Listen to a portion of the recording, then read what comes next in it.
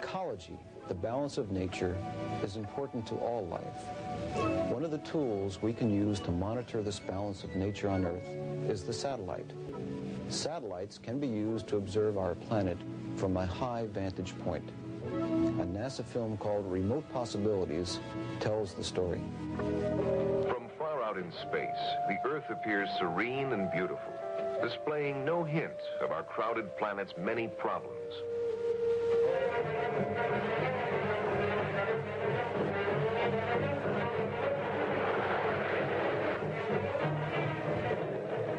As we have used and changed our planet, we have become aware that in many ways we are exhausting it. Exhausting our food supplies, our sources of energy,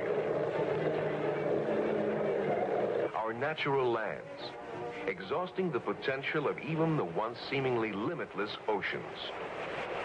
Management of Earth resources is at a critical stage.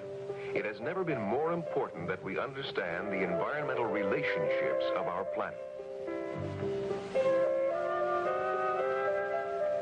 Scientists are striving to apply the technology of the space age, the quest for more and better information about these complex relationships. In 1972, a new kind of satellite left the launch pad and rose to an altitude of 910 kilometers from Earth. There it settled in a circular orbit around the planet. This satellite, called Landsat, opened a new era of Earth resource management.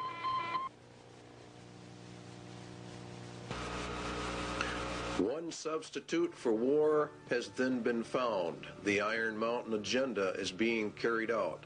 The objectives of the EcoScan? Well, the UN will end up with control over all the land, and ownership of the land will be held by the rich men. There is arising a crisis of worldwide proportions involving developed and developing countries alike, the crisis of the human environment. The process of compromise of national interests will, of course, have to take place. International economic security is inconceivable unless related not only to the world's environment, but also to the elimination of the threat to the world's environment. Well, the only major threat is private property ownership and private property rights, where people can do as they want. Let us also think about setting up within the framework of the United Nations a Center for Emergency Environmental Assistance.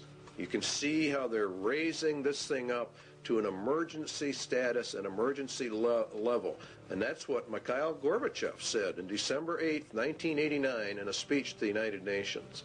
The United Nations will be the controller of all the lands in the world through their various ecological, environmental organizations that they are in the process of setting up. In fact, the Rio Earth Summit was for that specific reason. Now, it's owned by the rich men. That's who owns the United Nations. That's who actually runs it.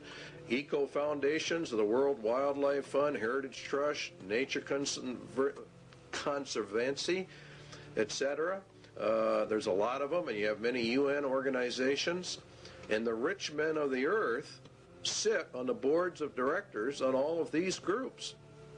These groups are buying up huge chunks of private land for conservation, they say, and to preserve the earth. And of course, all of it is to be owned by the rich men. And what they cannot purchase by normal means will be taken under zoning controls, DNR regulations, or other land grab means via governmental authority and regulation.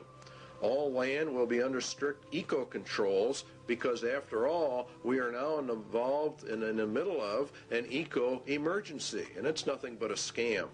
It's really a debt for land swap is another part of it. The international bankers loan and control the monies to all the countries, and through interest have driven them into huge debt status. The debt of the United States is in the trillions. The bankers then come forward with a new plan. They will take the nation's land, and then they will cancel the debt of that nation. It is called a debt for land swap. This land will be held by a World Conservation Bank, owned, of course, by the rich men of the earth. They will then own all the land, all the resources, all the food. they become the absolute masters, and all the people become the slaves.